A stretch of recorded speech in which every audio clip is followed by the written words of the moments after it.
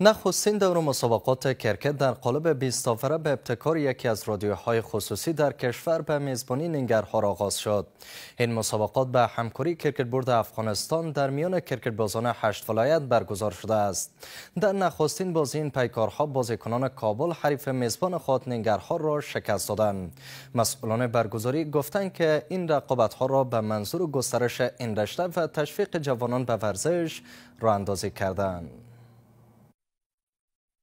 مسابقات 20 آوره کرکت به ابتکار یکی از رادیوهای خصوصی در کشور اینجا به میزبانی ننگرهار آغاز شده است. در نخستین بازی این رقابت‌ها دو تیم کابل و ننگرهار میزبان برابر هم به زمین رقابت رفتند که در نهایت نماینده پایتخت با نمایش قاطع حریف میزبان خود را شکست داد و نخستین پیروزیش را در این پیکارها رقم زد. زه یو ډېر ښه فرصت بولم. ډېر ښه اقدام دی چې دوی د ځوانانو لپاره دغه یو فرصت رامنځته کړ.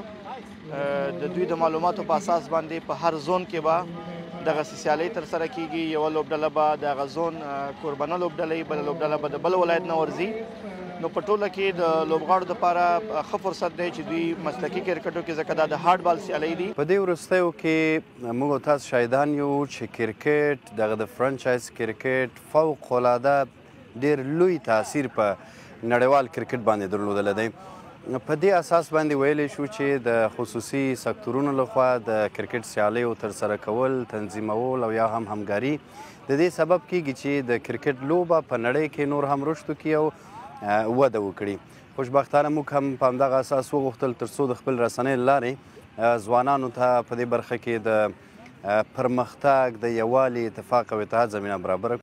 در بازی دو تیم کرکت کابل و ننگرهار بهترین بازیکن میدان یاسر صافی شناخته شد و بلال خان جایزه بیشترین دوش را به دست آورد. این رقابت‌ها در همکاری با کرکت بورد افغانستان در میان 8 ولایت به شمول ننگرهار میزبان به هدف گسترش این رشته و تشویق بیشتر جوانان به ورزش برگزار شده است. دا خو ډېر ښه پرېکړه کړې ده خصوصي سکتور په دغه خاطر چې دنه مخکې ډېر کسان دي خپله غواړي چې خپل پرمختګ شو کړي خلکو کرکټ بورډ ته، خو هغوی خپل هغه موقف کې خپل چانس نشي ازمولی شي. دا خصوصي سکتور ډېره ښه پرېکړه کړې ده چې دوی ته چانس ورکول شي او خپل ځان ثابت کړي او کرکټ بورډ ته ځان ښکاره کړي چې موږ ښه پیاوړي یاست. واقعا بازی بسیار جالب بود. ما زمانی که برنامه یا پلانی که داشتیم با بچه‌ای که سینیر هستند در داخل تیم، ما یک برنامه بسیار خوب داشتیم. گفتیم که داخل میدان اگر ما اول تاس یا قرعه را میبریم بیتینگ میکنیم. دیگه هدف ما بود که تاس قرعه را بردیم، باز ما خواستیم که بیتینگ کنیم. اگرچه اول کم بارانی بود باز هم بسیار تف بود مسابقه. واقعا بسیار جالب بود، هیجان شدیم ما، ولی بالاخره به نفع تیم ما شد. د ټولو درنو مسؤلینو ډېره زیاته مننه کوم.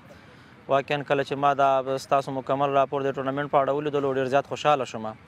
نو کله چې په لومړي سر کې یو ستر کار کیږي هغه بیا په تاریخ کې تر ډیره یادېږي. تیم کرکت کابل با شکست بازیکنان ننگرهار به نیمه نهایی این رقابت‌ها راه یافت و قرار است دیدار بعدی این رشته مسابقات میان تیم‌های پکتیا و خوست در پایان هفته روان به میزبانی خوست برگزار شود.